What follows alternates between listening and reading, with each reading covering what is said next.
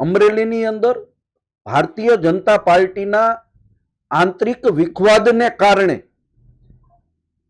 જે બનાવ બન્યો ને એ બનાવની અંદર પાટીદાર સમાજની દીકરીને કોઈ પણ જાતના વાક ગુના વગર એક પત્ર જેને ત્યાં નોકરી કરતી હતી અને કોમ્પ્યુટરાઇઝ કરાવવા દીધો અને એ દીકરી ઉપર એફઆઈઆર કરવામાં આવે, રાત્રે 12 વાગે એની ઉપર એને એરેસ્ટ કરવામાં આવે અને રીકન્સ્ટ્રક્શનના નામે એનું સરઘસ કાઢવામાં આવે। ભારતીય જનતા પાર્ટીના લોકો સત્તાના મદની અંદર એ ભૂલી જાય છે કે ગુજરાતની અંદર અનેક મોટા કૌભાંડકારીઓ, બુટલેગરો, મર્ડર કરનારા લોકો જેલની અંદર જાય છે અને મોજ કરે છે। એક સામાન્ય દીકરી ઉપર આવો જુલ્મ કરી અને પોતાની જાતને સિકંદર સાબિત કરવાના પ્રયત્ન કરતા લોકોએ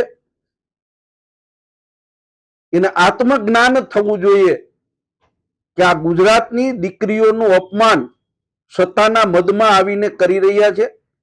પાટીદાર સમાજની અંદર રોષની લાગણી છે અને દુઃખ પણ એ વાતનું છે કે જે લોકો ભારતીય જનતા પાર્ટીનો ખેસ પહેરીને બેઠા છે એ લોકો આ બનાવ છે એ કાયદા અંતર્ગત આવે છે અને કાયદેસર કર્યું છે। અરે ભાઈ, કાયદેસર કર્યું હોય તો તમે ભૂપેન્દ્ર ઝાલાની રવેડી કાઢો, એલડીઓ ના ધંધારથી પકડાય છે એની રવેડી કાઢો, બિનકાયદેસર ખનીજ ચોરી કરે છે એની રવેડી કાઢો, ગુનેગારોને છાવરો છો અને એક નિર્દોષ પાટીદાર સમાજની દીકરી ઉપર તમે આ ટાઈપનું કરો છો રીકન્સ્ટ્રક્શનના નામે, દુઃખદ બાબત છે। પાટીદાર સમાજ તમને ક્યારેય માફ નહીં કરે।